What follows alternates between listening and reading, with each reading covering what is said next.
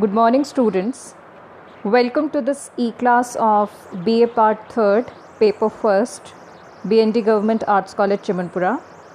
I am Dr. Ekta Goswami, and today in this class, we would take up for discussion the second poem prescribed in your syllabus, My Last Duchess.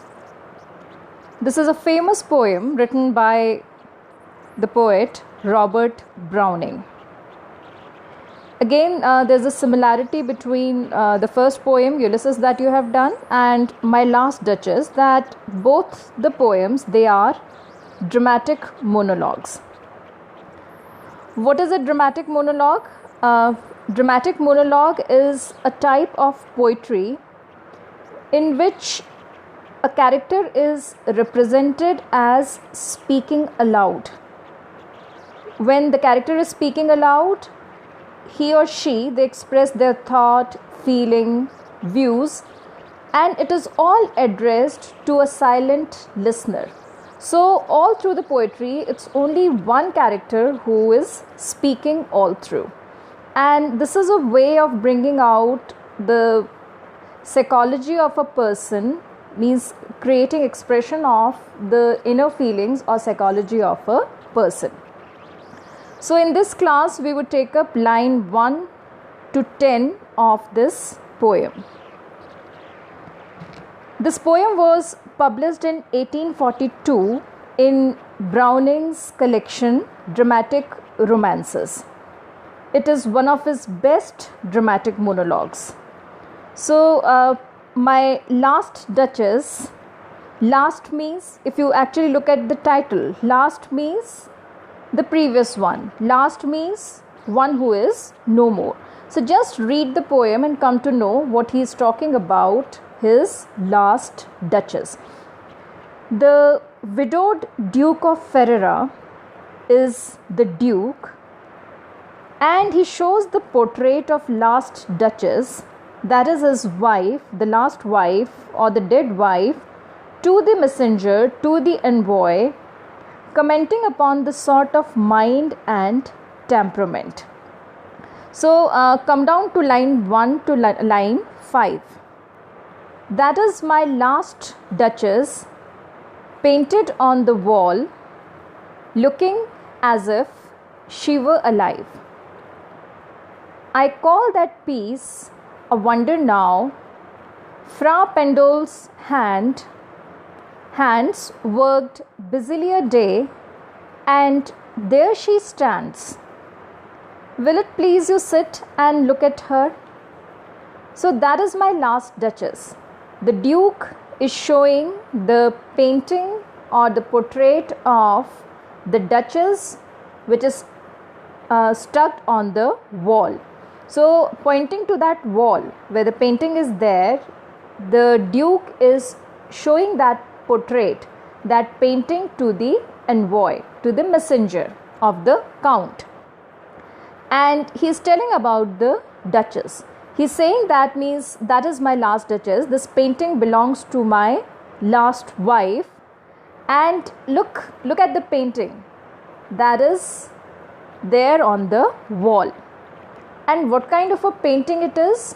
It is so lively, it has been painted so well. Looking, if you look at the painting, then how it is looking? It is looking as if Duchess is alive, as if she were alive. So lively, so lifelike the painting has been done. I call that piece a wonder now. Now he is saying that means now when I look at the painting, this is the Duke who is speaking, because this is a dramatic monologue. So all through the entire poem, you would hear the entire speech from the Duke. The messenger is the silent listener. So the Duke is saying that means I call it a piece of wonder. This is wonderfully painted, and I call it a beautiful painting. Now means presently, if you ask me, then I'll tell that this is a piece of wonder. This is wonderfully painted. Now I can comment upon the painting. Fra Pendol's hand worked busily a day. Now the Duke explains that who painted the painting of his last Duchess, of his last wife. It is Fra Pandolf, and he's a great painter, and he worked busily for a day. Means it was only one day that was given to this painter to be in the company of his wife while he was painting.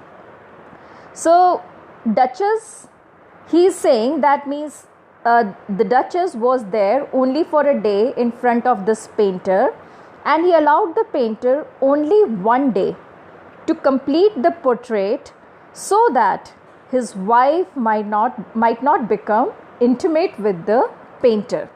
So he is saying that means it's only the labor of one day, and there she stands. And he is saying that means in one day the painter was so great that he has made this painting, he has drawn this painting so beautifully.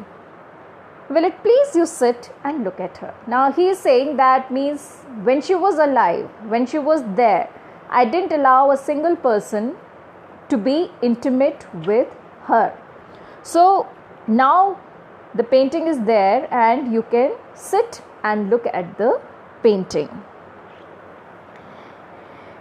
In lines 6 to 10, he says, I said Fra Pandolf by design, for never read strangers like you that pictured countenance, the depth and passion of its earnest glance, but to myself they turned, since none puts by the curtain I have drawn for you, but I. Now you should note that by speaking these words, he is giving you a reflection into his own personality as well as the personality of his last Duchess. So he is saying that each and every word that I am speaking in front of you is with a particular purpose, is with a particular design, is with a particular motive. So he is saying that when I am referring to the name of the painter, Fra Pandolf, this is with a particular purpose. For never read strangers like you that pictured countenance. So he is saying that means this pictured countenance. Countenance is for face, for appearance.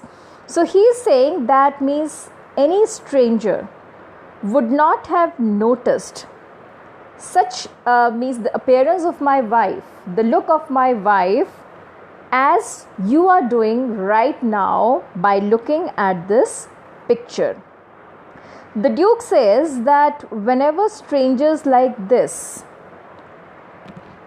envoy, means whenever persons like you come and notice this, the depth and passion of its earnest glance. Now he is saying that means as you are noticing, anyone would have noticed the face of the portrait, and when they have noticed the face of the portrait, what are they looking to? The keen, the deep, the intense, the profound look in the eyes, but to myself they turn. So this the eyes that you are actually looking at in the painting, they turned only towards me. She didn't set her eyes on anyone else. It was only towards me that they turned. Since none puts by the curtain I have drawn for you, but I. Now again, it has two meanings. One is that my wife, her attraction or her concentration were always drawn towards me. Secondly, he is saying that when strangers like you look at this picture or look at this painting, always means they draw their eyes towards me as if they are asking a question, as if you are asking. Means, and what is the question that they are asking? Means, what kind of question they might be asking about the depth, the passion of the intensity of the looks that is particularly there in the painting that is there of my wife's eyes. So he is saying that means anybody who looks at the painting puts up a question about the kind of intensity, the kind of depth, the kind of passion, the kind of feelings that is there in the eyes of my wife. And they just move towards me and seem to be asking this question, as if means they want to ask a question but they don't dare to ask this question, that how this kind of intensity, how this kind of passion appear in the eyes of my wife. So means he is saying, now look at this, since none puts by the curtain, I have drawn for you but I. This is there in the parenthesis.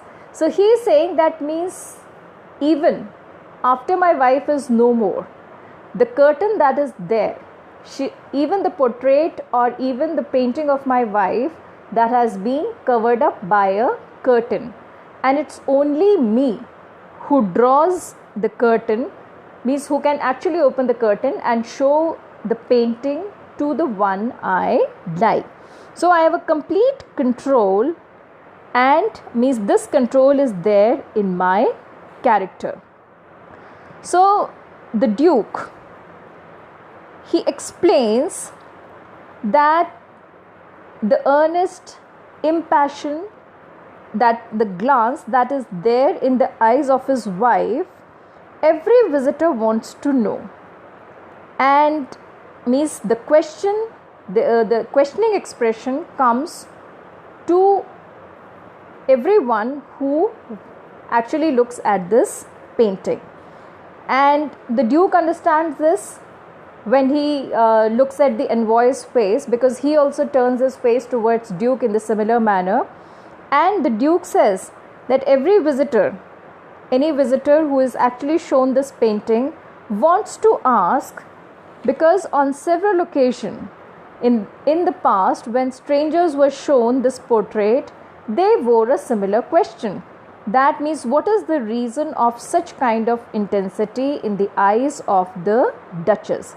Because this Duchess has an earnest, impassioned and a strange glance in her eyes. And this envoy, this messenger, like previous visitors, they want to know that how that look, how that sort of intensity came into the eyes of the Duchess when she was being painted. So my last Duchess is one of Browning's studies of the Renaissance. Having long lived in Italy, Browning possessed a vast knowledge of the social, artistic and cultural life of the Italy of Renaissance.